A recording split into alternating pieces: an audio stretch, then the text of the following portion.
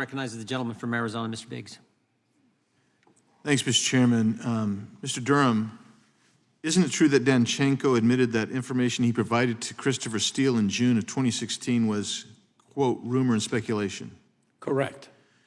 And Danchenko himself estimated that he was responsible for 80% of the intelligence and 50% of the analysis in the Steele Dossier. Is that right? That's correct. Do you agree with his assessment or his estimate of his participation in the dossier? Yeah, we have no reason to doubt that. I mean, Steele identified him as the primary subsource or the principal source of the information. Yeah, and that's what I mean. Steele used that rumor and speculation to build his dossier, and we've wandered all over this. There's none of those statements were corroborated at all, and yet Danchenko's reputation for veracity was considered bad. He was considered a boastful man who had low credibility, right? There was information that the Bureau had along those lines, yes, sir. Yeah. And in fact, when he lost his visa, his work permit, he used a Russian business as a front to basically fraudulently get a visa to work in the United States. Is that right? Page 128 of your report. Yeah, he went to work for a company in the United States, and Steele was paying him through a cutout through that company in the United States. Yeah, most of us who look at that area of the law regularly, like I do, would say that's immigration fraud. So, and it's also true, we talked about this, it's true, there was an FBI counter-espionage investigation into Danchenko 2009 to 2011, and that was a result of him approaching a Brookings Institution co-worker trying to essentially solicit espionage on behalf of the Russian government. And then, even though the Washington field office is right there and he lived just a few miles from the Washington field office, the case was closed on Mr. Danchenko, that investigation, right? The Danchenko investigation was being done by Baltimore, the Baltimore field office, but that's right, he stayed where he nonetheless, he lived around. I live out there. I know. I live around the corner from there. So let's take a look at. Let's boil this down. After determining that nothing that Danchenko told Steele could be verified, it was all a pack of lies and innuendo and rumor.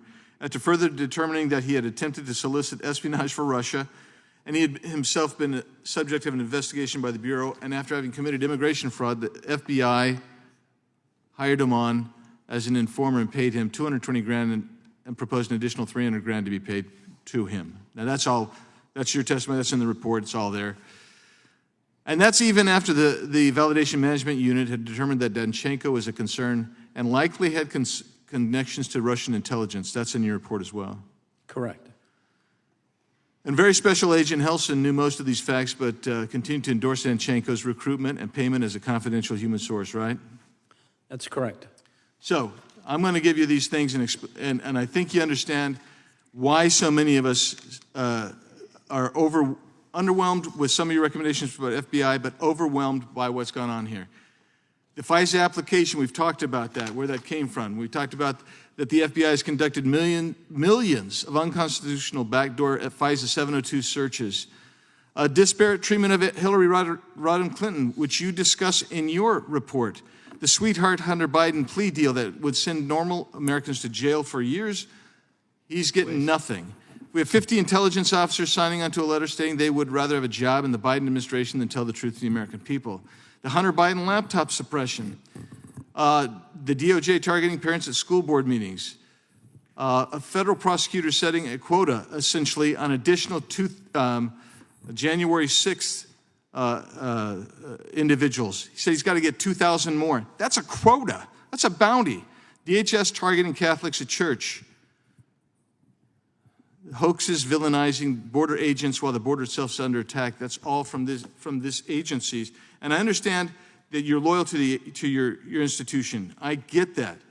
But Ms. Sparks gave an excellent enumeration of all the things that you found in your report. And that's why people like me, and I don't want to speak for anybody else on here, we're baffled, just utterly baffled, that more people have not been held accountable for their crimes. Because these are crimes. What's gone on in this country, the division in this country today, I can trace back to one thing. It isn't Trump going down the escalator. It is the Steele Dossier paid for by Hillary Clinton through the cutouts, and that's caused the division in this country today. I yield back. Witness can respond. I'm not sure there was a question at the end. Okay. I know, I'm just giving you opportunity.